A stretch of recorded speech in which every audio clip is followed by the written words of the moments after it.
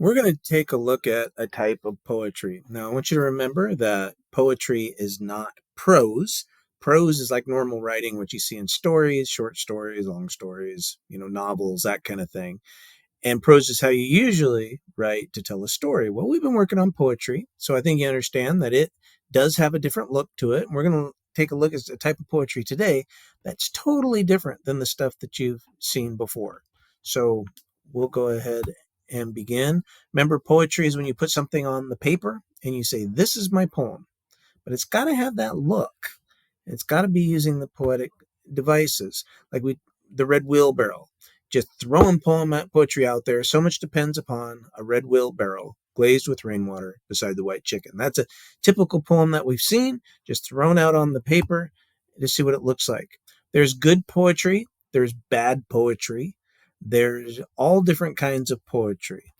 And today we're going to look at something called concrete poetry. What is concrete poetry? It's something that can be sensed with sensory details. It's a way to remember in grammar what is a noun, person, place, thing, or idea. Which of these can be sensed with sensory details? Can a person be sensed with sensory details? Yes. Can a place? Yes. Can a thing? Yes. Can an idea? No. So I want you to take a think and get this into your brain.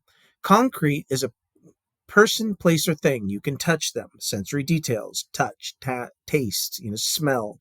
You can do all of that. Like concrete, you can touch it, you can feel it, you can taste it. You can also smell it if you wanted to. Not that we do. New concrete, maybe you get that smell. All right. Now, an abstract idea is something that you can't touch, but it exists, like love, friendship, anger. All these things exist, but you can't actually touch them. Now, what is concrete poetry?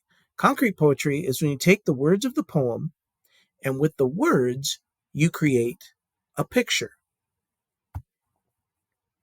Like this picture looks like a dog, and the words are all things that have to do with a dog. Somebody liked a shoe for sports, and they started putting things in there like I like sports running. If you take looks at what's on this poem, it's things about sports, and the shoe represents the sport. This one's about scissors and just different words that go with scissors.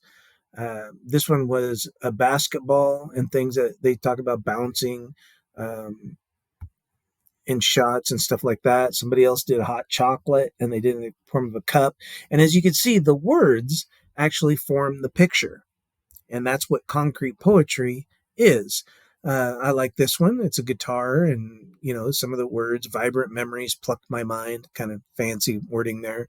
Gentle strumming eased into my ears. A hum slides alone. All right. Somebody did shoes, and you get the shoe on there, and you could see the different things they like about shoes, about when they get shoes, like at Christmas time. Shoes, everybody loves shoes. She has that kind of thing.